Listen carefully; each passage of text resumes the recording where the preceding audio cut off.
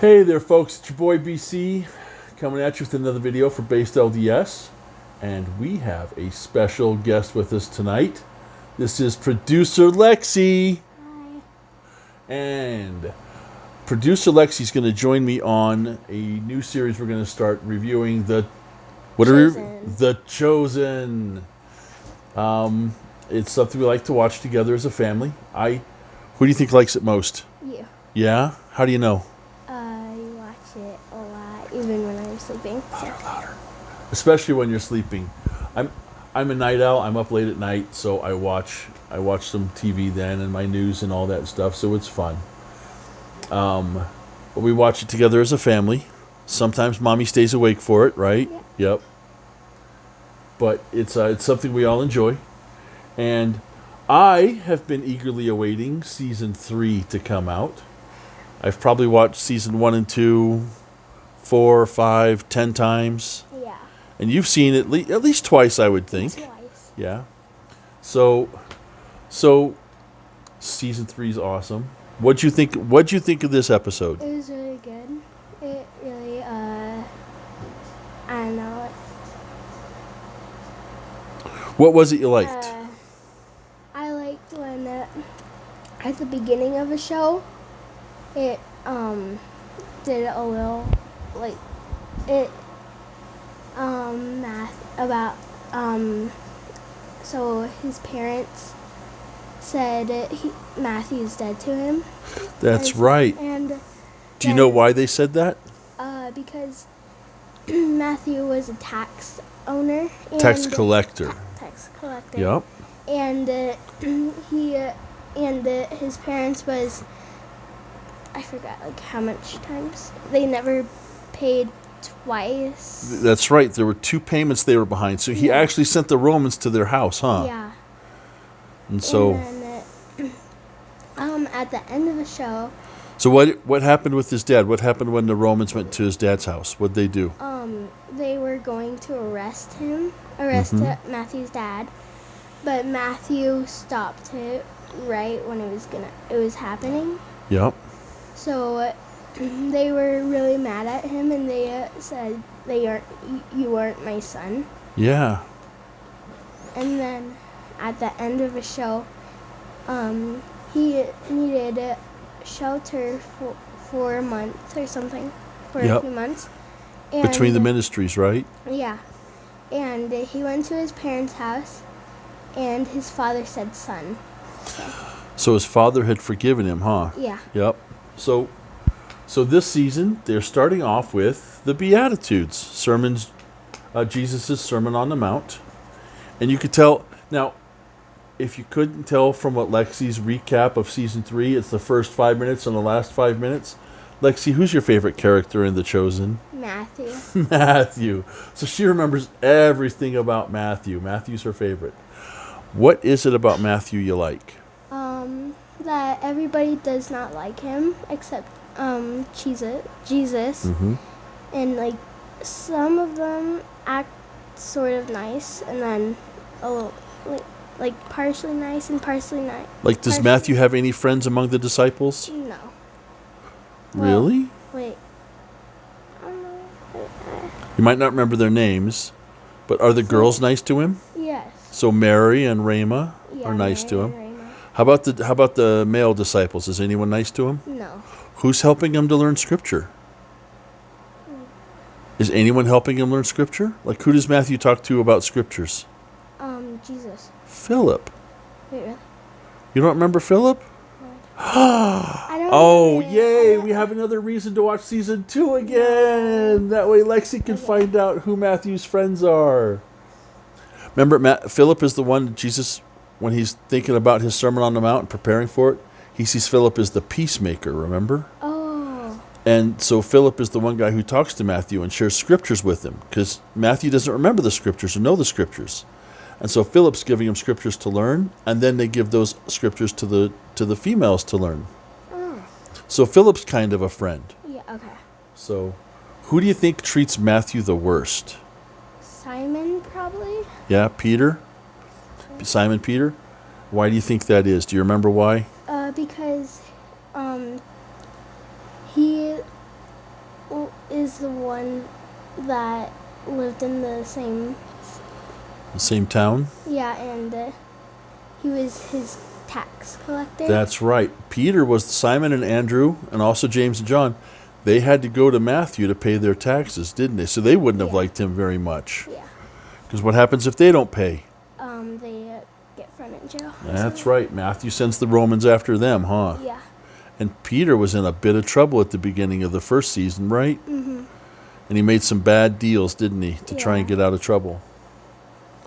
And so Matthew's your favorite. I gotta say, probably so far, he's mine too. Maybe John the Baptist, although I know he doesn't have the brightest future in the show, Yeah. because he doesn't have much longer.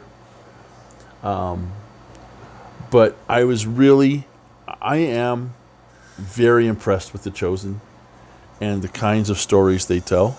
Yeah. Is it a perfect storytelling of what happened in the Bible? No. No. But It does. it does a great job, though, of telling you what Jesus taught, right? Yeah. And they don't travel from place to place so much. They stay in one place and they condense stories. But it's really great. And I think one of the highlights for me of season 3 was the very beginning, the Sermon on the Mount, watching the individual reactions of all of the disciples as they were listening to Jesus speak, because you could just tell it was touching them in a really special way. I think even Mary, the mother of Jesus, walked over to Matthew, because Matthew had been helping Jesus, right? Mm-hmm. And Matthew was kind of teary a little bit, huh? Because his father didn't. Say that again? Because his father said that it was he is not his son. Yeah. And so what was Jesus saying when Matthew was thinking about that? I forgot. Was Jesus saying to forgive thy brother? Yeah. And then to come and worship and offer your offerings? Yeah. To do your sacrifice? So seek forgiveness first. And Matthew right away thought about how he'd done his father wrong, huh? Yeah. And I know I've disowned you a lot of times, mostly when you eat all the ice cream. I don't eat all the ice cream. For the record, she doesn't eat all the ice cream. You horrible little girl. Okay, when you eat all the candy. When I come home and there's no chips left. Or I go to make a salad and there's no tomatoes. That's like both of us, except the tomatoes. The tomatoes are you. She loves tomatoes. We'll be planting a lot of tomatoes this summer, I think. What do you think? Yes. Yeah. Spaghetti sauce, salsa, and tomatoes for your belly. Yeah. So, but nope, season 3, I'm excited to have it going. I'm excited to see the disciples start going out and doing missionary work when they team up 2 by 2. And so, I know you have trouble with some of the disciples' names. Yeah. So, but they're going to start pairing up and going off to preach, right? Mm-hmm. Who do you think will be paired with Matthew first? Simon, maybe? Simon? Because,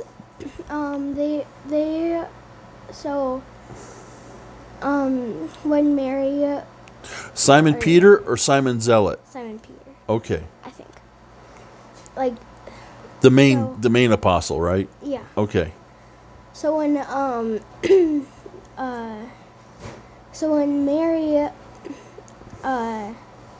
Mary basically like went off, I don't know, but like when Mary went off, like When she went to Jericho, right? yeah, Yeah. Jesus paired Simon Peter Mm-hmm. and Matthew to go find her. And Yeah. I think that was on purpose, Mhm. not like a random pick. I do too. Do you think Jesus does anything random? No. No, I agree with you. But that's kind of why I'm going to tell you what. That's why I don't think Peter and Matthew are going to team up again. Yeah. Because they've already kind of worked together. It was only for a couple days. But I think Matthew goes off with the other Simon, Simon the Zealot. Remember, he's the one whose brother was healed so he could walk? Because the Zealots really hated the publicans, the tax collectors.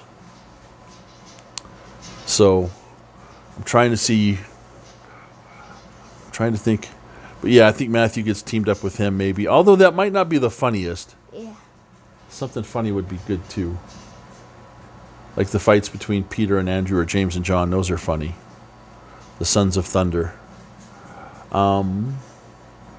So did you learn any lessons from this episode? Not. No? Because you're still kind of learning the Bible and the scriptures, huh? Yeah.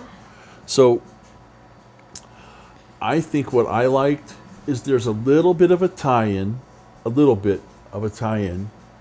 between Matthew's story and him fighting with his father at the beginning of the episode, which should have even happened before season 1 began, right? Because he was already disowned when Matthew went to go see his mother the first time. So, but there's a story called the Parable of the Prodigal Son. And there's 2 brothers, and their father, one of them says, "Dad, give me my inheritance and I'm going to go and live my life." And he goes off and he wastes all his money. So now, this isn't a perfect parallel because Matthew doesn't take his father's inheritance, right? Yeah. But he does take what God has given him. And Matthew's done very well for himself making money, right? He's prosperous. Yeah. He's successful. The Romans respect him, right? But you can tell Matthew's missing something. There's something something more that he wants in his life. And that's why when he starts seeing Jesus, he's so intrigued by Jesus, right? Yeah. And he's always following it. Who's this? What's going on? Like from the fish and the man healed in James and John's parents' house, Zebedee's house. Yeah. And he's very curious. And you can tell he has a lot of faith in Jesus. And you can tell he gives up his whole old life to meet Jesus and to follow him. Everything, he had a nice house, Yeah. a dog that he liked. Yep. And he gave it all, a job. That's right. Money, and he gave it all up for Jesus. That's right. So in the beginning, Matthew gives up. Basically, he rejects everything his parents had given him in search of a better life, but he's left unfulfilled. But he goes back humble, poor, right? He's no longer rich. He doesn't even have a house anymore. And his father does not turn him away, right? Yeah. His father accepts him back and says, "Son." And so that was a touching moment. So there's a little bit of a prodigal son moment there where Matthew's able to go back to his father. And his father says, "Welcome back, my son," basically, right? And so I am interested to see how his relationship with his parents develops. I think it should be pretty good from this point. Yeah. Are there any other characters you're watching right now to see what they do? No? My daughter's sick of me saying this because she doesn't know the stories. But I think the Pharisee Yusuf, I think he's going to end up being Joseph of Arimathea. And he'll be one of Jesus' friends who helps pay for the tomb. I think he'll be Joseph of Arimathea. And I'm curious to see how the relationship between Thomas and Rama works out. Eventually, Jesus' teaching reach a point where you have to make a choice. And I wonder if Rama's going to follow him. We know he'll be followed by Thomas, because he's an apostle. But I don't know what Rama does. It'll be interesting if they kind of split them up. I want to see how that happens and some of the other stories. Anyway, so that's our season 3 recap with producer Lex. Yeah. All right, so that's it. Are you ready? Thank you. Have a good night. If you liked the video, give it a thumbs up. Should they hit subscribe? Yes. Come back for more, producer Lexi. She likes these videos. Good night. All right, turn it off.